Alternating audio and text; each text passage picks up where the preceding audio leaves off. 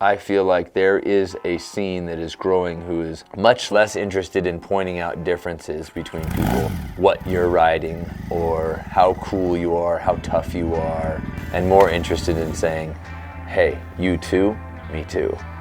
And friendship is born.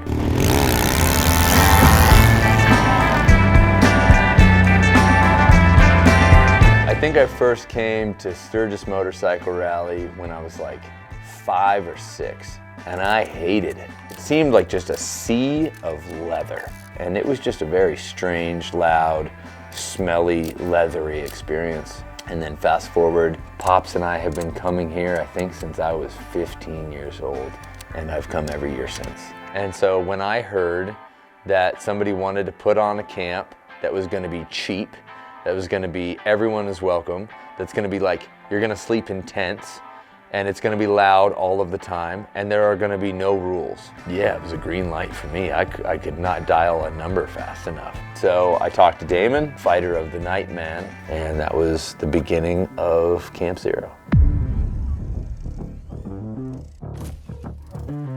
We come out here for a story. We come out here to live life, and there's a bunch of weirdos out here, a bunch of cool guys out here, a bunch of idiots out here. They throw them all together and say, do whatever you want, and it is a hoot, man. That is America to me, man. Like, that is like the story of freedom expressed. That is manifesto incarnate. And it is important because there are a lot fewer people holding that torch. And there's a lot of people in my generation that just don't get it at all. They're not interested. And a big part of why they're not interested is a lot of people were told they didn't belong. They were told they couldn't come. They were told you can't sit with us. I love those guys to death. If you guys are those guys, I love you. But they didn't love you, you know, because they didn't know. They didn't know yet. And I said, hey, sure, the old farts are out there, but there's some fun to be had for us too. And that's what Camp Zero was. Let's go ride bikes. For the sake of riding bikes, there's this whole thing, it's l'art pour l'art. It's art for art's sake. And that's the thing our generation is missing. Is go create the art, not for the response, but because there is art in you. There's a story in you.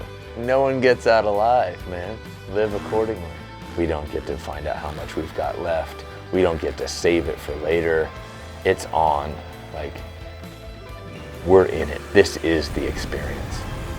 The call is to go and do that thing. And don't let anything hold you back from it, because you die in the end.